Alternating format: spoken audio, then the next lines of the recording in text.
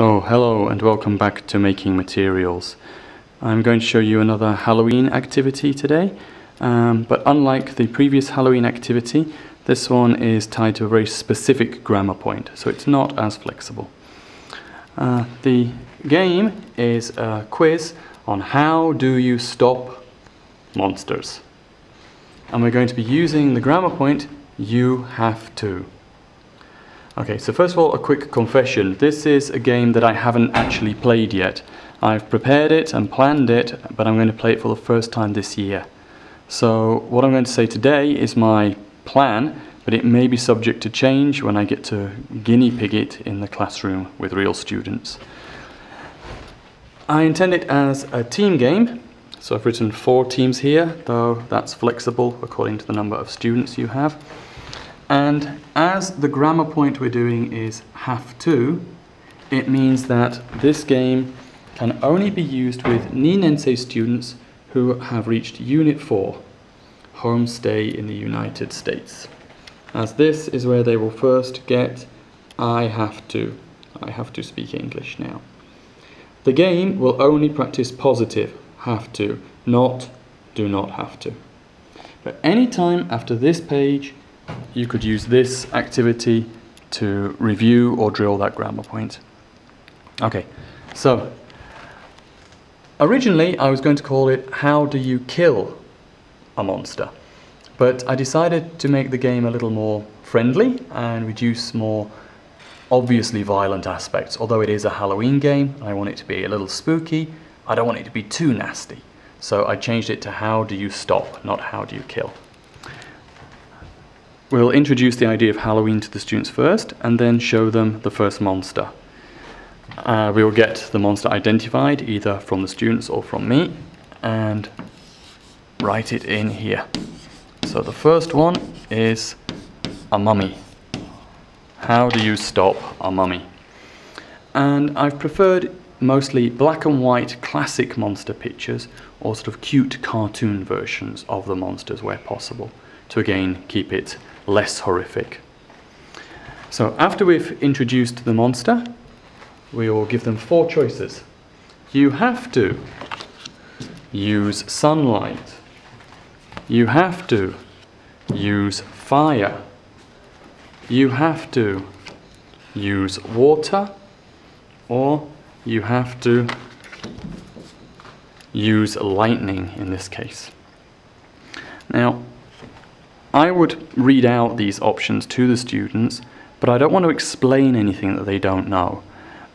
Each team will be given 1 or 2 dictionaries and a time limit, maybe 1.5 to 2 minutes time, to look up anything they don't understand. Maybe the basic verb I will check with them, but anything like sunlight, lightning, they will have to check for themselves using the dictionary. And at the end of the time limit, we want a member of the team, or the whole team together, that would be preferable, to give their answer.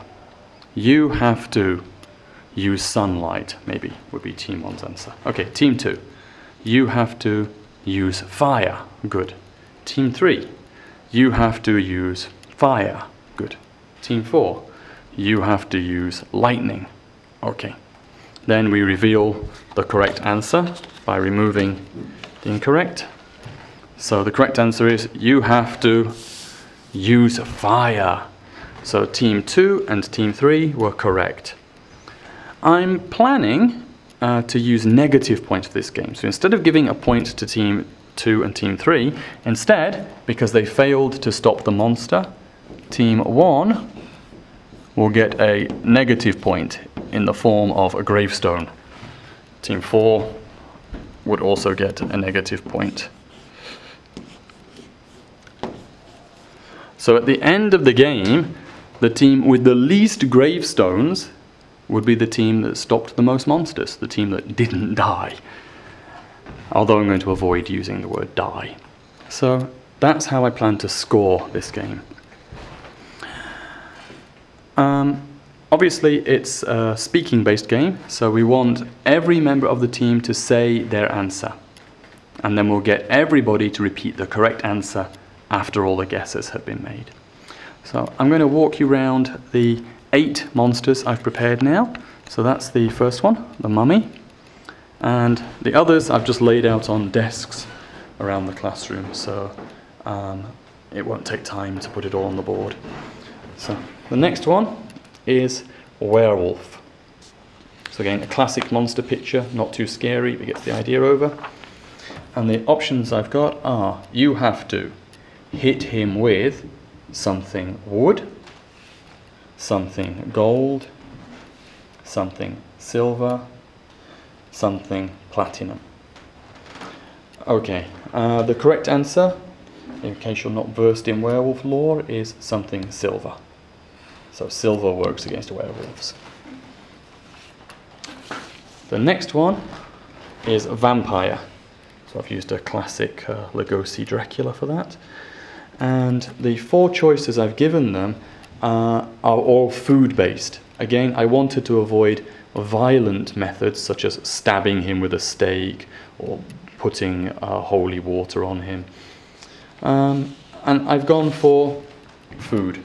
So to stop a vampire, you have to put chili on his food, put onion on his food, put natto on his food, or put garlic on his food. So obviously garlic is the correct answer for a vampire.